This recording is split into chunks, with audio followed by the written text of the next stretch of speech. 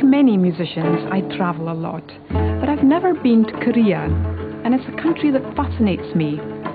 All I know of its culture is its American-style pop music and classical virtuosos like Kyung-Hwa Chung. Doesn't a country as venerable as theirs, sandwiched between the old civilizations of China and Japan, not have a living, breathing culture of its own?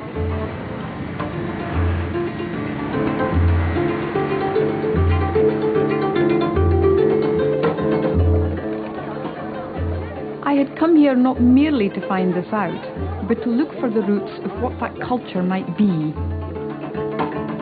I'm used to travelling on my own. That's one of the downsides of being a solo musician. And the ritual of airport, ground transport, hotel and concert hall is all too familiar. This time, for once, I'd be able to see something of the country itself, without a rigid schedule.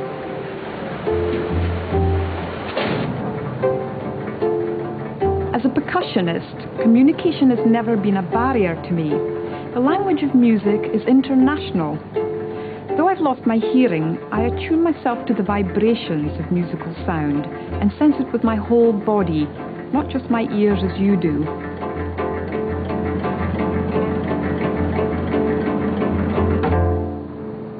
Seoul is a city set among mountains. The view tempted me out that evening to explore.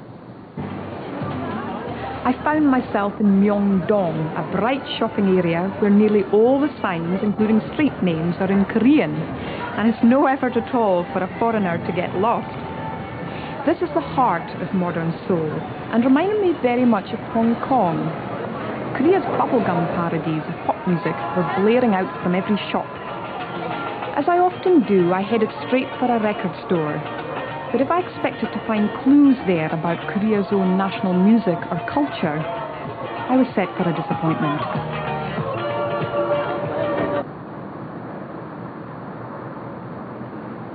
Next morning, I saw just how big and modern a city Seoul really is. While North Korea lurks just beyond those nearby mountains, Seoul's population has been rising to 10 million, a quarter of the whole country's, and the entire city looks completely new. It's not surprising. First, the Japanese occupied the country and destroyed much of its infrastructure. Then, in 1945, after Japan lost the war, Korea was partitioned by the Allied powers. 3 years later, the North invaded. And what they didn't hit, the city itself is now destroying, hungry for land and space to keep pace with what, through the 80s, was the fastest economic growth in the world. And then suddenly, huddled among the traffic and the high-rise blocks, you find jewel-like monuments of a former time. They're preserved and numbered as national treasures: an ancient gate, a shrine, a former king's palace. Except that the Toksugung Palace here, dating from 1474, was in fact destroyed and rebuilt a few years ago. It's hard to believe, but Seoul is actually 600 years old, set in what its founders believed was a propitious location between the river and the mountains, in the centre of the unified Korea. I was hoping that Seoul's architecture wouldn't prove typical of their whole culture. Ancient gems preserved but lifeless, amid an anonymous mass of new structures. Korean roads that you simply can't cross, Korean pop music that mimics America, Korean cars that copy Japan, Korean traffic jams that you could find in any major new city. The omens weren't good so far. I was on my way to the Yewon School, an academy for 13 to 15-year-olds, specialising in art, ballet and music.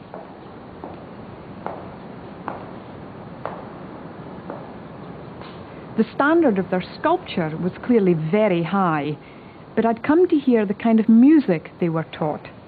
Would it be Korean? No, it was Mozart. I should have guessed.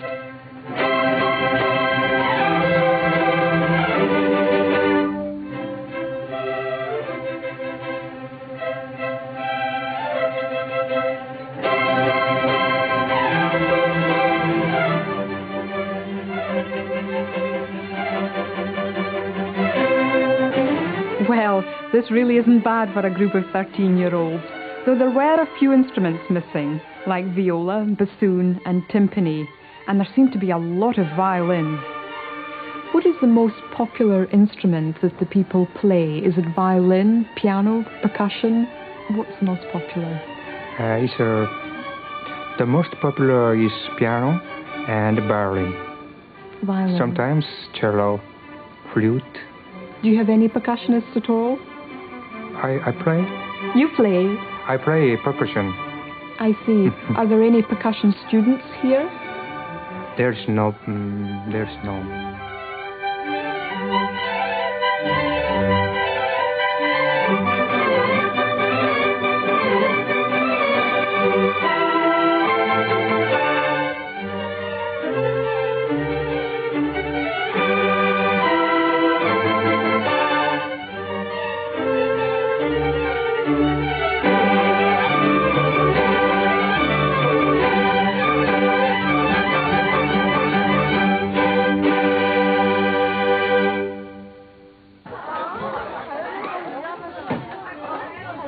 I can understand why a specialist school like this would, in fact, deal with Western music.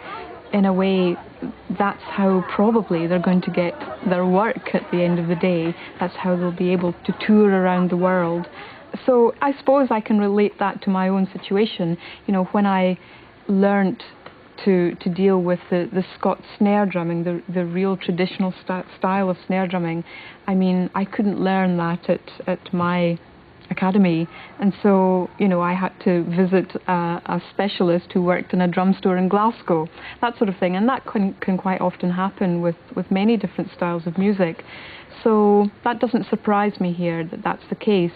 But what does surprise me actually is that, you know, there are no percussionists. I mean, that really is amazing. In fact, Korea is a nation of drummers. I went off next to meet Samul Nori, a group made up entirely of percussionists who have revived a kind of folk music that had almost died out.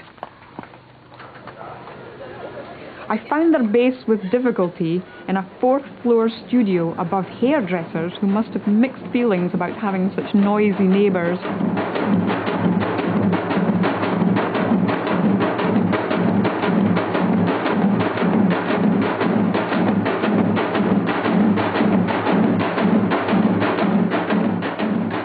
They let me join in their warm-up session on an hourglass drum called a chango. It's a traditional Korean instrument, and you play each end with a different stick.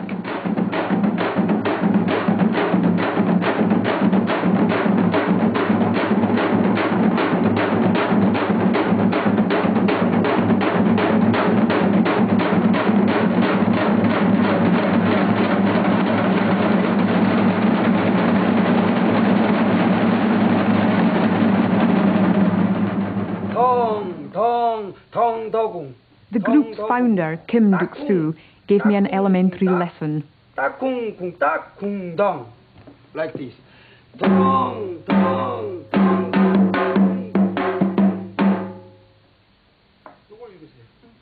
Okay, 해봅시다. We try. 1, 2, 3, 2, 2, 3.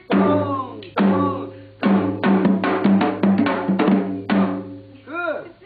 It's dong, make sound.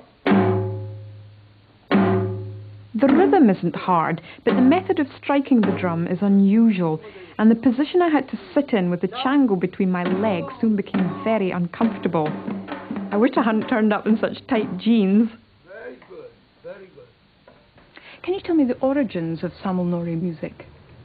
사물놀이가 어떻게 시작됐는지 좀 알려주시겠습니까? 사물 하면은 꽹과리, 징, 장고, 부 이 네 악기를 사물 악기라고 합니다. 그거 갖고 행이 되는 걸, 모든 행이 되는 걸 사물놀이라고 하는데, 우선 옛 꽹과리, 징, 장고, 부에 대한 우리 자연신에 관련되는 게 있습니다.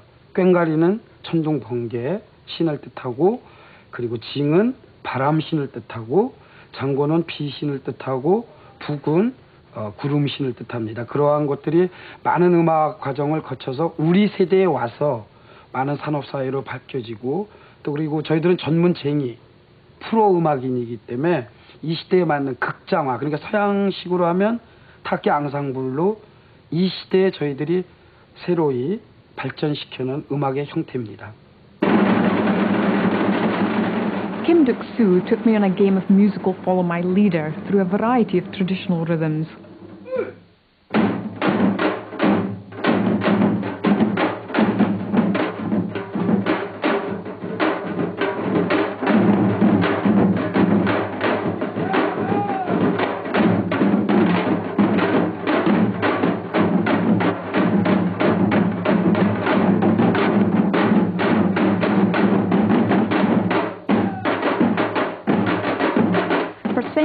Farmers' bands used to lead the workers out to the fields. This was a practice partly derived from shamanism, the spirit worship that is the most ancient of Korea's religions. But why had this music died out? 한국인의 거의가 농사를 지는 민족이었습니다. 그런데 여러 가지 이유가 있지만 우리가 100년 전부터는 읽을 수 있을 것 같아요. 하나는 그 일제 식민지 때 우리 문화 말살 정책에 의해서 못하게 했던 게 하나였고, 그리고 해방이 된 이후에 우리가 이제 근대 산업 사회로 접어들면서 여러 가지 우리 그 문화에 대한 잘못된 그 인식 때문에, 그러니까 쉽게 예를 들면은 이 꽹과리 징장구봉은 2가구 이상만 사는 데는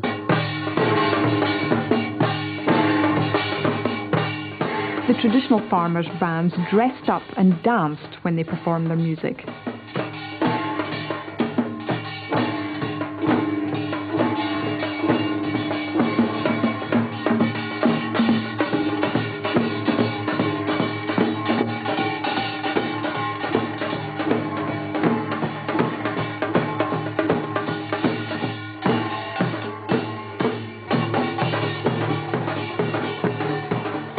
I had the feeling I was watching the Korean answer to Morris dancing. Great fun maybe, but not really what I'd come looking for.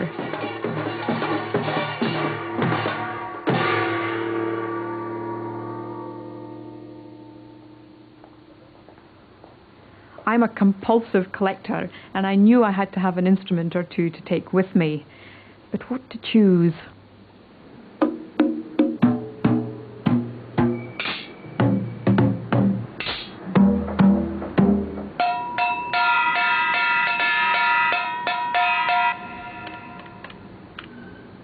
Oh well, when in doubt, buy one of everything.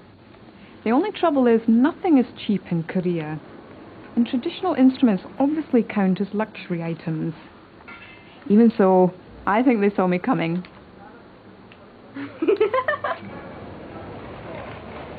Still, half drum will travel. I have 2 instruments here which are quite fragile, so I wonder if I can carry them on by hand, and if there's space. Is there room on the flight? What I was looking for clearly wasn't to be found in Seoul, so I was heading off into the interior, lugging my delicate new purchases with me.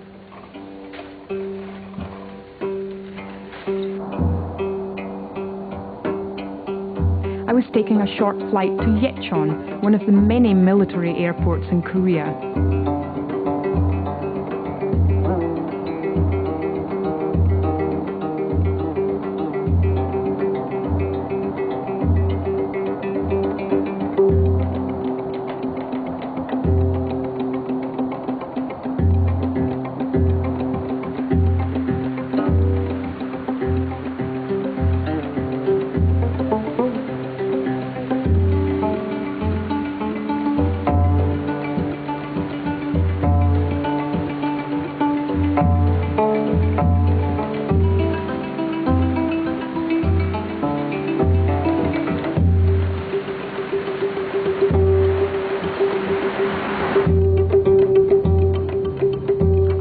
Way to a village called Hawi, where I was told there was a farmers' band that still performed out in the open.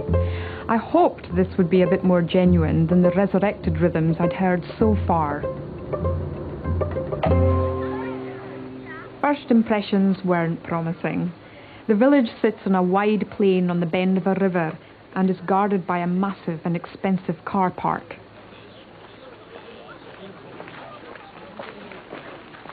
The village is 700 years old and carefully preserved.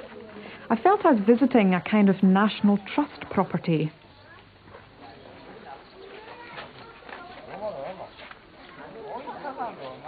The music I'd come to see accompanies a mask dance that's as old as the village. Hawaii is famous for its wooden masks, and the most important figure in the village is not a performer, but the man who makes these masks. 이 하회탈이 이 마을에서 한 700년간을 전해져 왔습니다. 그래 전해져 오면서 이 탈이 이렇게 깨끗하게 보존이 되고 지금까지 이래 남아 있을 수 있는 어떤 그 원천은 그 탈에 대한 어떤 성스러움 아니면은 신앙 의식 어떤 그런 것이 저변에 깔려 있었습니다. 그것은 왜 그러냐면은 이 마을에서 전하는 말 중에 함부로 만지면은 탈 난다. 그래서 이것이 탈이다 하는 그런 말이 전해집니다. 근데 이것은 왜 함부로 만지면 안 되냐면은 이 탈을 함부로 만지게 되면은 만지는 사람이 벌을 받는다 하는 그것이 어떤 신앙 의식과 함께 이 마을에서 전해져 왔습니다. 그래서 탈을 대할 때에는 탈이 들어있는 궤 앞에다가 제물을 차려놓고 제사를 지내고 탈을 보게 되고. Is the feeling still there? 이 하회탈은 이 처음 만들던 그 제작자가 이 꿈의 신으로부터 이 계시를 받아서 이 문을 걸어 잠그고 목욕제게하고 문을 걸어 잠그고 그리고 아주 어떤 신성한 의미로 만들어졌었습니다. 그렇게 만들어졌던 것이 지금 현재까지 전해져 오게 되었고 그 진품이 지금 현재 중앙박물관에 우리 대한민국 국보로 지정이 되어서 소장되어 있습니다. 그리고 지금 만드는 것은 그 탈의 이 모작품이면서 어떤 신성함보다는 이 가면 미술품으로서 지금 작업을 하고 있죠. Each actor wears one of the 12 traditional masks that identifies the village character they're playing: the coquette, the noble, the fool, the scholar, the butcher, the granny. Their performance is basically a drama punctuated by dances. 야야 분해요!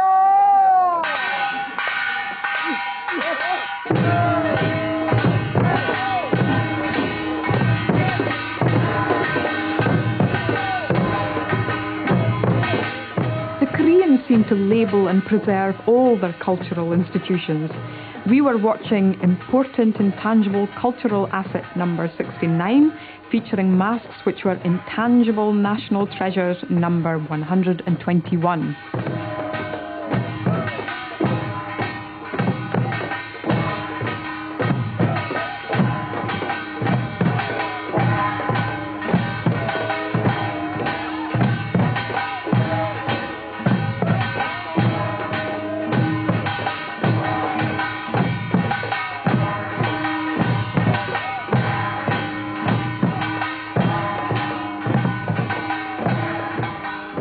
It's all fairly irreverent for a dance that began as a shamanistic ritual to entertain the god of the village.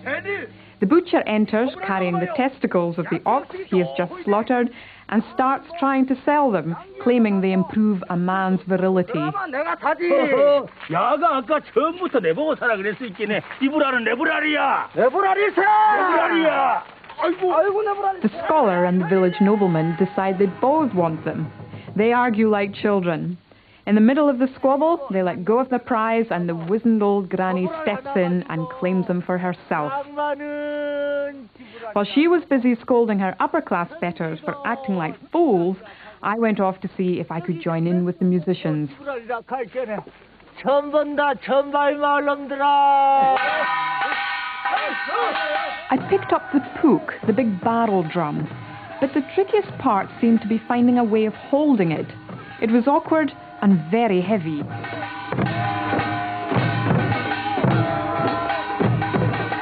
At least the rhythm was easy to get the hang of.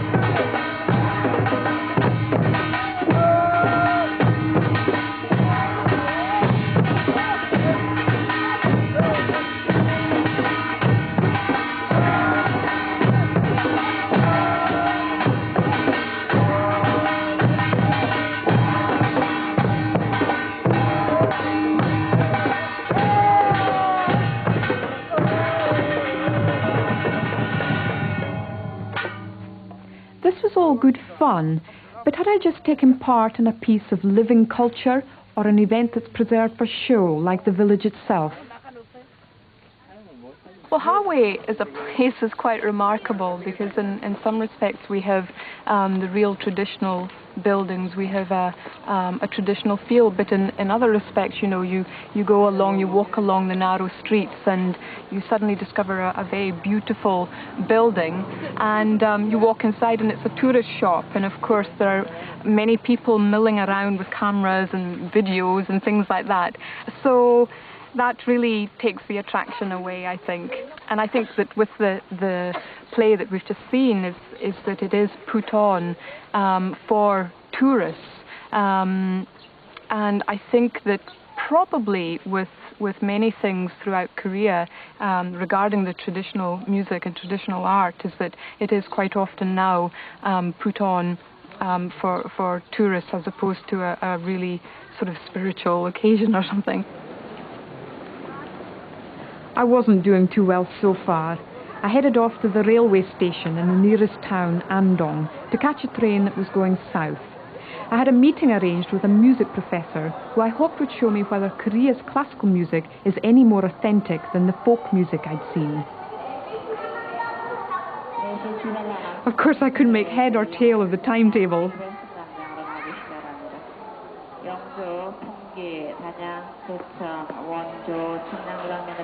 But it wasn't hard to get right. There was only one train south that day, and everybody was catching it. Trains are so popular that they are always full, and you have to book seats days in advance. It would have seemed obvious just to run more trains.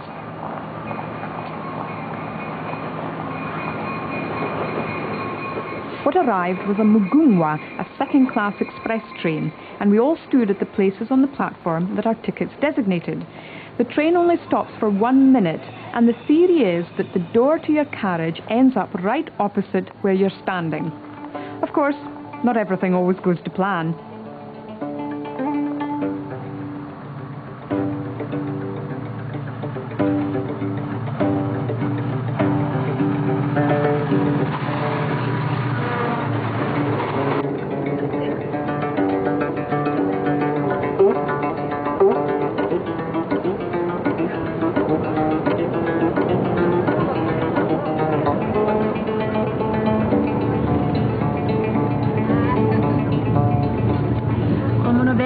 Busy train indeed, and I'm on my way to Kyungju to meet Mr.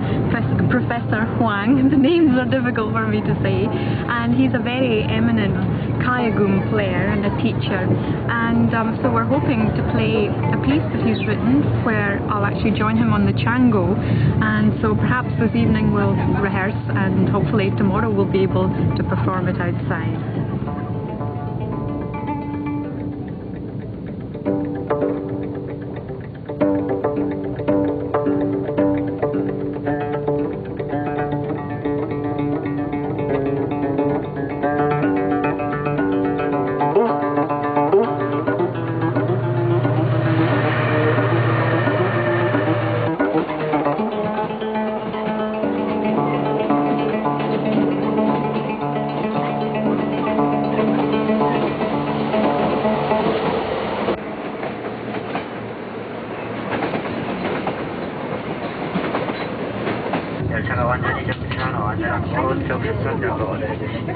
계속해서 포항 방면을 하셨거든요. 경주에서 7시 17분, 7시 17분 포항에 이동을 찾아서드리겠습니다. 편리하시면 이용하시기 바랍니다. Gyeongju is the ancient capital of Korea, dating back over 2,000 years. I was to meet Professor Hwang next morning at Anapshi Lake, historic site number 18, a king's pleasure garden so well kept that the cleaning staff even clear the water of litter for the royal carp to feed in peace. We hadn't managed to rehearse the previous evening, so I was feeling a bit apprehensive. There's more to playing the chango than just hitting a drumskin with a stick. Not too far away, here. This was nothing like the technique had been shown by Kim Duk-soo for Samulnori playing, and it took me some getting used to. That's very difficult. Next year. Yeah, and just actually this is a one stroke, not two stroke. Yep. Professor Huang is like Yehudi Menuhin and Michael Tippett all rolled into one, so I was getting a lesson from the master. The classical Chango technique is deceptively difficult. One stroke. Yeah. Yeah, very subtle, very subtle. Maybe next time. Huh?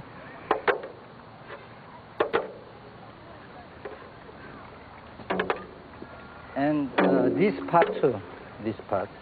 You can't expect just to pick up a new instrument and immediately play it like an expert. But if I was to accompany Korea's top musician playing one of his most famous compositions, I had to try to get it right. Yeah, good, good. Oh, I can tell the difference. The sound. Yeah.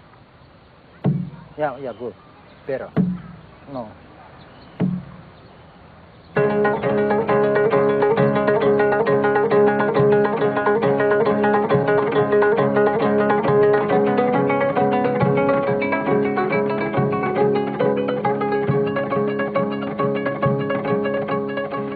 The professor plays is a delicate 12-stringed zither.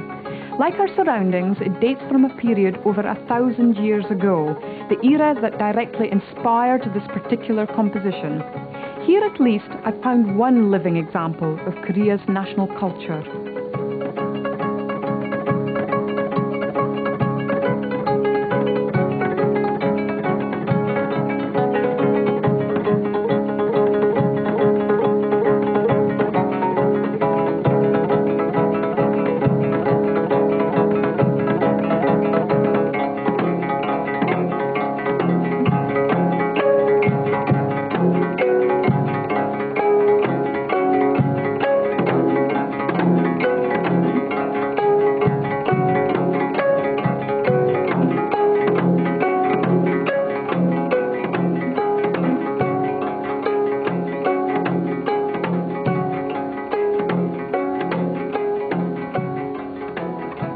Professor Huang guided me round the nearby Tumulus Park, an extraordinary landscape made up of royal burial mounds. They are all shaped to represent a literal return to the bosom of Mother Earth. This Shilla period, dating from about 600 to 900 AD, saw the flowering of Korean civilization in art, music and philosophy. At this time, the spirit-worshipping people discovered Buddhism, a free-thinking religion that ushered in a time of tolerance and openness.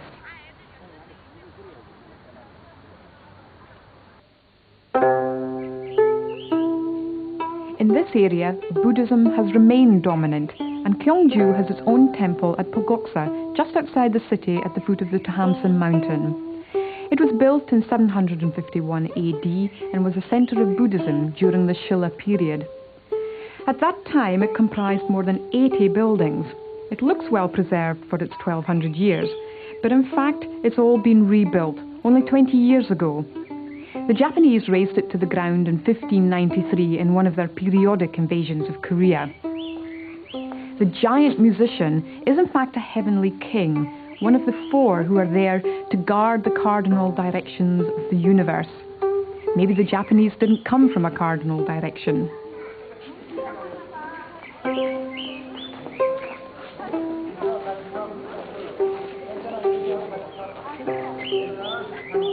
The temple has several shrines, each presided over by a seated Buddha, and the whole place has a peaceful and timeless atmosphere. I felt I could have stayed there forever. And in fact, I was going to stay for one night anyway. Buddhist temples have a great tradition of hospitality, although the Hilton, they're not. Cool. It's amazing. Gosh, the floor is warm. It had underfloor heating, like all Korean houses do. But where was all the furniture? Oh, very soft. Oh, I see. I wasn't sure how well I'd sleep. But then I was planning to be up very early anyway, so maybe that didn't matter.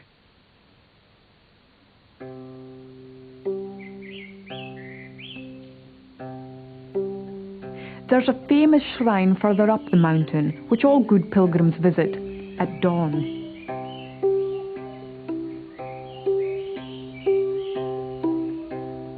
The Koreans call their country Land of the Morning Calm. It's easy to see why.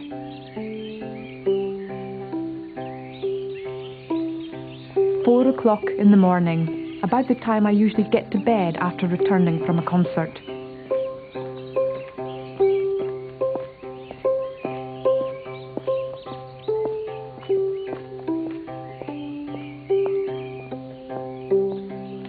I'd been expecting a steep and difficult hike, but I should have known better.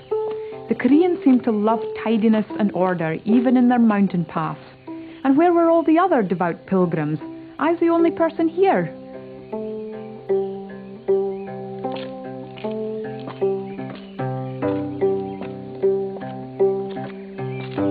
This is it, the Buddhist grotto of Sokolam, built in the 10th year of the reign of King Gyeongdok of unified Shilla. That's 751 AD, the same as Pulgoksa.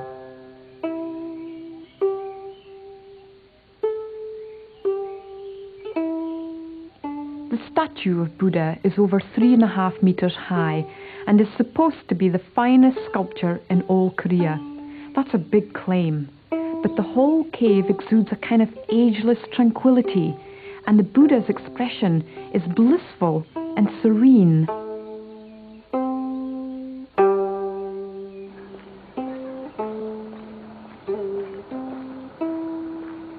Further along the same mountain path, there's an enormous bell, a replica of the biggest and most famous Buddhist bell in Korea, the Emula bell. Its ring can be heard from 40 miles away. The original is preserved in a museum and can't be struck, but this one is played on holy days by Buddhist monks, and on this day, after much soul-searching on the part of the abbot, by me.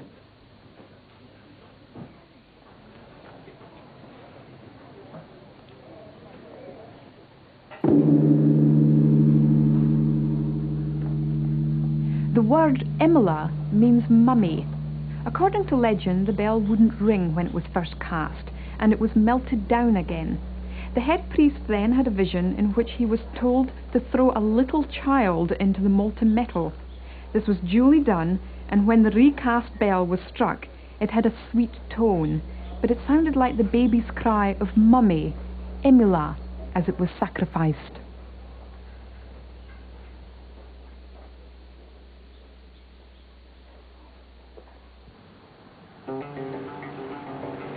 I'd have to go elsewhere if I wanted to find out why bell ringing is important to the Buddhists. Korea really is a land of mountains. Over 2/3 of the country is made up of them. I was heading west to another monastery, one which has a musical evening ceremony and the only monks in Korea who speak English.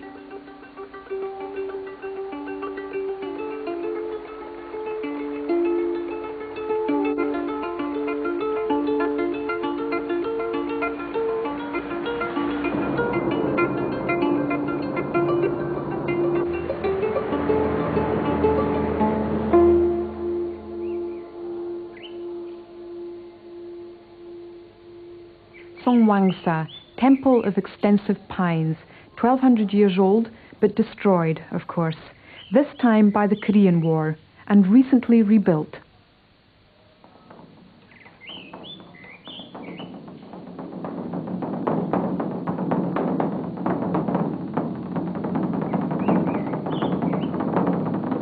At 6:30, the main ceremony of the day begins with an impressive display of drumming.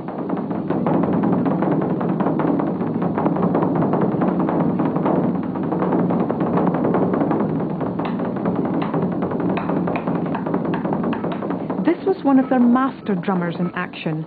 But what was it all for? The drum, which is beaten 108 times, is for delivering the sentient beings who are suffering from 108 times different kinds of suffering.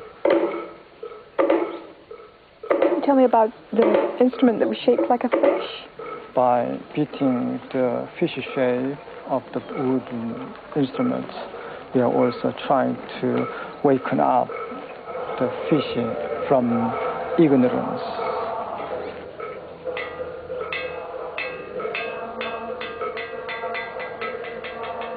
And then the third one, you're beating the cloud shape of the iron panel. This is also for awakening the suffering beings from the dead, and then we are trying to deliver them from suffering from the hell.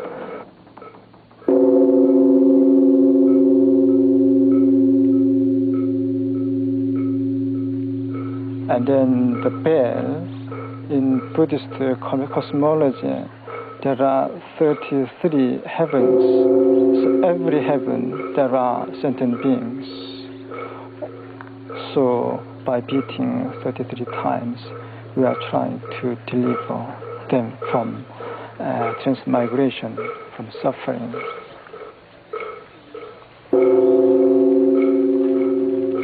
Would I actually be able to strike one of the instruments? Would I be allowed to do that? Well, I don't think so. Why? It is rather very much religious things. So when you are trying to do this kind of things, then your mind should be prepared. Say, you should be fully purified in your heart. Just pure heart, full of compassion to other sentient beings. So, I don't have enough compassion for other living beings then. I didn't tell him I'd already struck a much bigger bell than theirs back on the other mountain. I hoped I hadn't disturbed the harmony of the cosmos.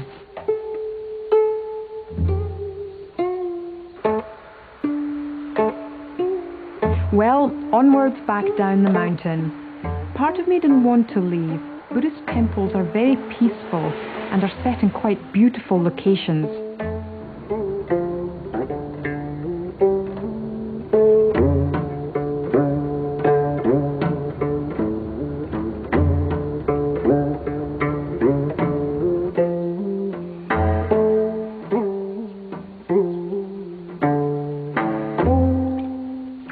Where the mountains stop, the paddy fields begin. There doesn't seem to be an inch of level ground that isn't put to use.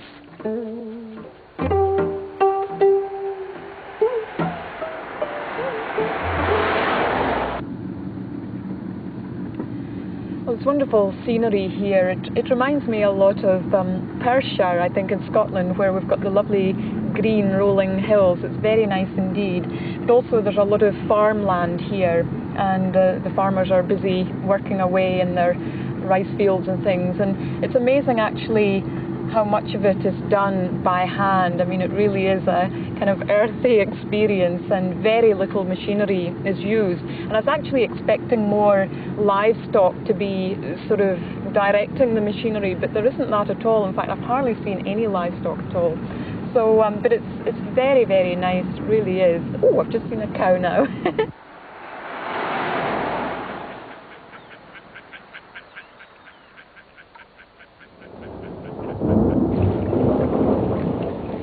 We reached the nearby town of Namon just as the heavens opened. Apart from Buddhism, the other great philosophy of Korea is Confucianism, though it doesn't have many tangible remains. One of the few is Kwanghalu Park, built to honour a heroine of Confucian culture called Chunhyang, Korea's answer to Romeo's Juliet.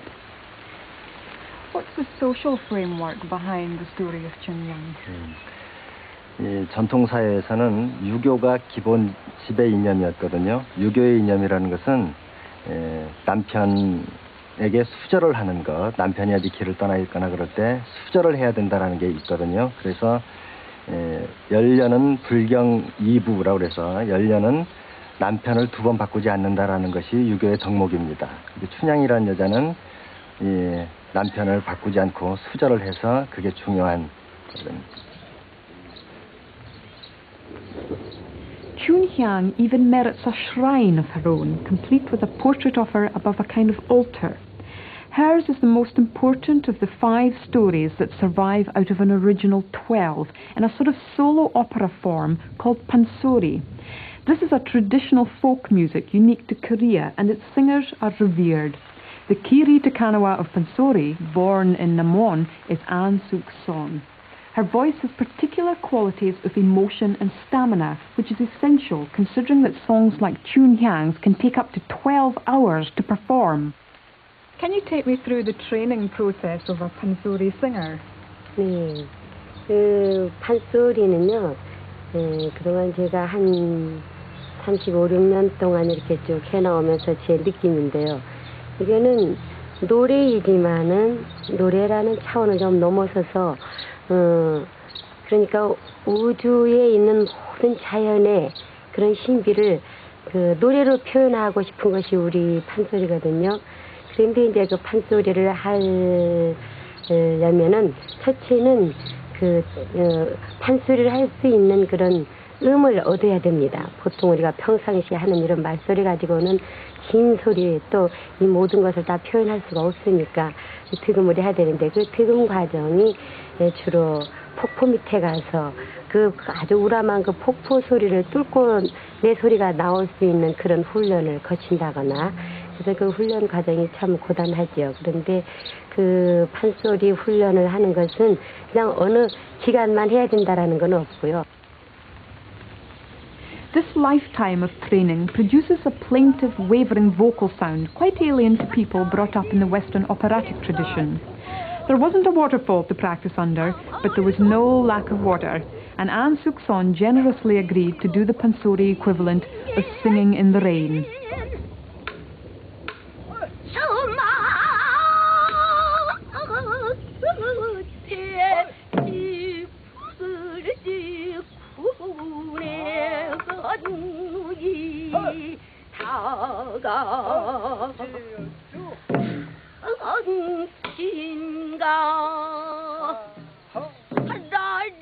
This part of the song is Chun Hyang's lament for her lost love, who has been sent far away, leaving her on her own, helpless and vulnerable. 아이고 답답내일이야 니를 양쳐가 어쩔 거다 저 퍼부하지 구름을 다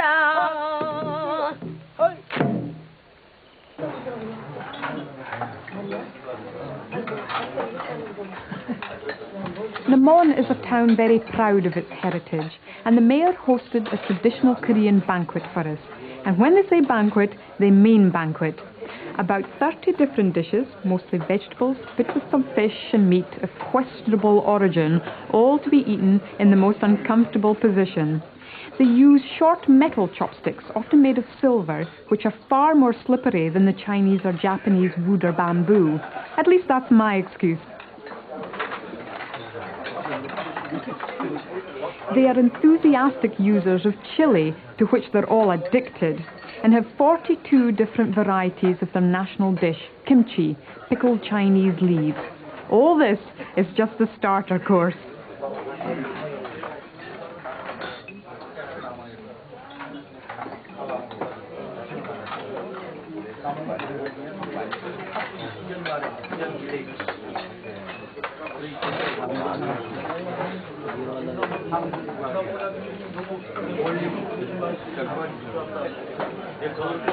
The guests all turned out to be experts in Pansori. They explained to me that it is an ancient folk music born out of Korea's oldest religious tradition, spirit worship or shamanism. In fact, Pansori is more like Homer than Verdi, an oral tradition of storytelling where the audience join in too. They gave us a performance between courses, and I soon realised that Pansori is a deep-rooted form that's very much alive and well.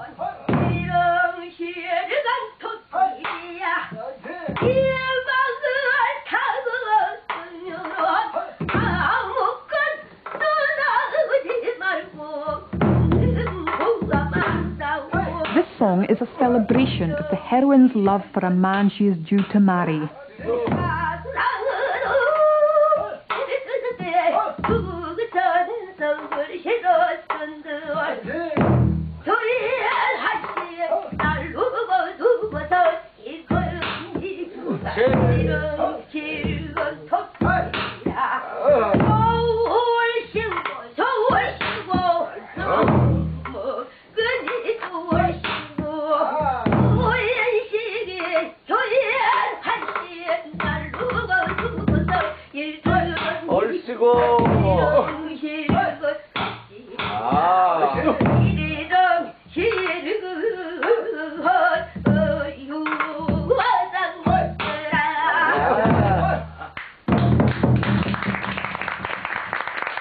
this is what I'd come looking for, a living expression of Korean culture, and I was delighted to have been part of it.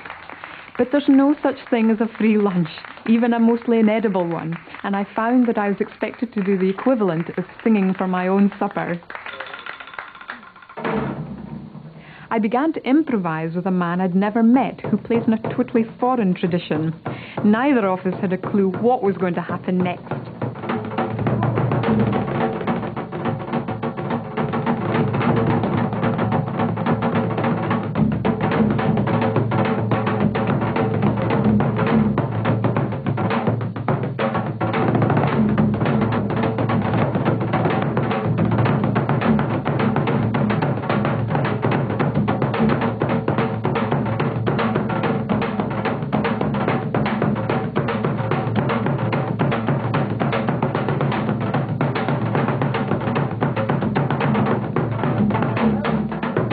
There is a musical language that bonds people of different cultures, and mostly we found ourselves playing quite easily together.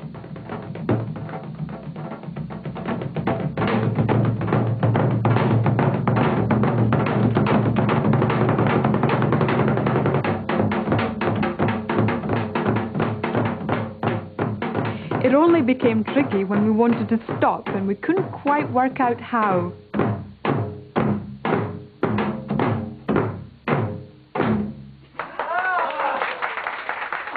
I've got to say, it was a good feeling to be able to give something back after they had shown me so much.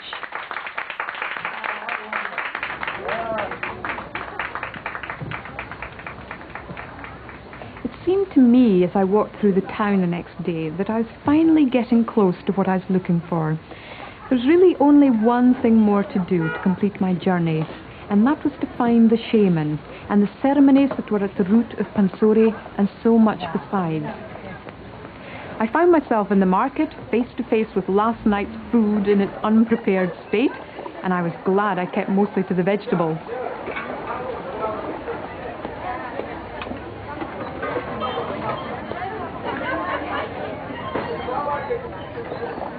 There doesn't seem to be anything that crawls on the face of the earth or swims in the sea that isn't a candidate for their delicate little dishes.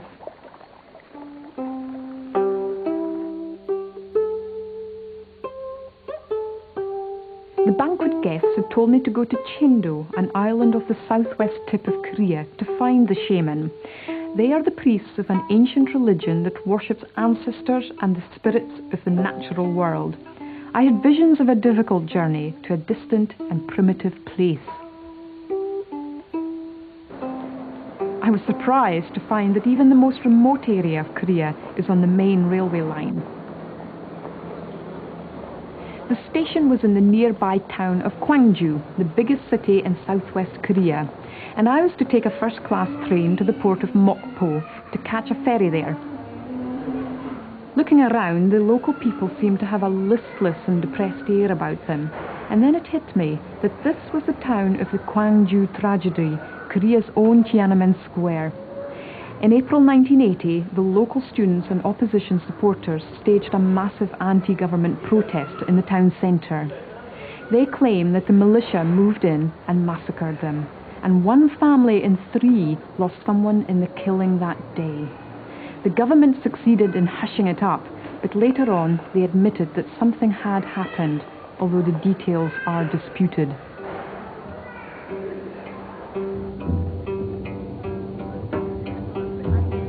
So I left Gwangju on the only train west that day, the sleek new Samo, based on the French TGV. It's always punctual, extremely comfortable inside, and a very smooth ride.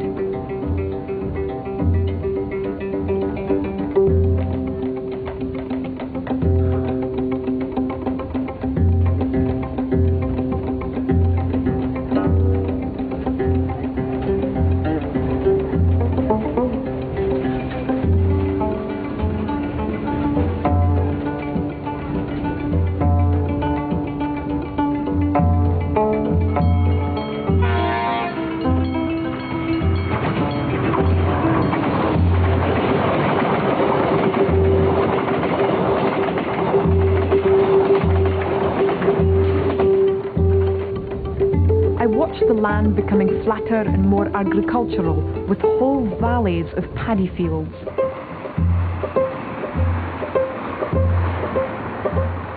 But as I exchanged the first-class train for a high-tech jetfoil, I completely revised my expectations of how remote and primitive this area would be.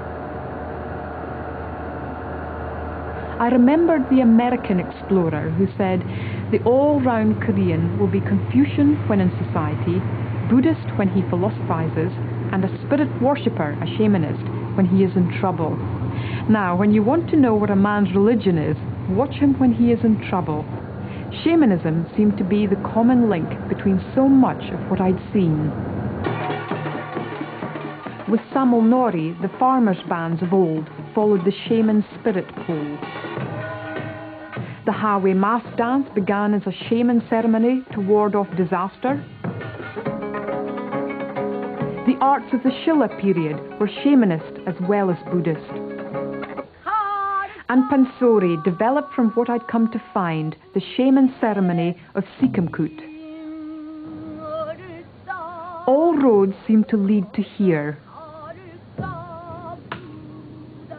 Spirit worshipping is a common form of religion among tribal people, from the Druids of Britain to the Native American Indians. The shaman are their priests, they're linked to the supernatural world. On Chindo, they inherit a divine ability to invoke the spirits of their ancestors. They took me to the beach to see their ceremony, to bless the spirits of those who had died at sea, the long white cloth forming a path to lead them back to shore and the homes of their loved ones. This was just a demonstration set up for me. The whole ritual can last all night, but it's sacred and only performed when the need arises. That didn't mean that it didn't still have its own mystery and power.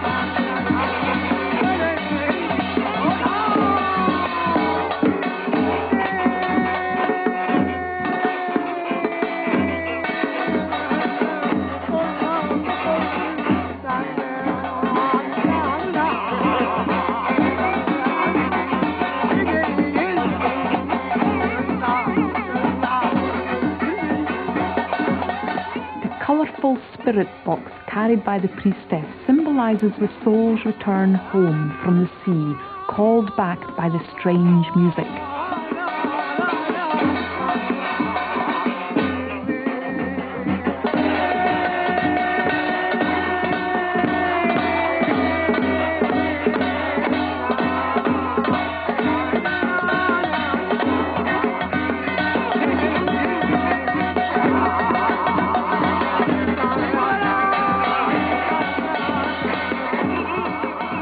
This is the ancient music that's beating at the heart of Korea's national culture.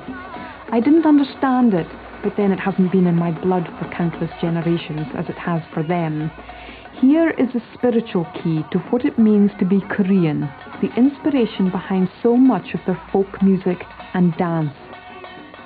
I realized that this is what I journeyed to Korea to find.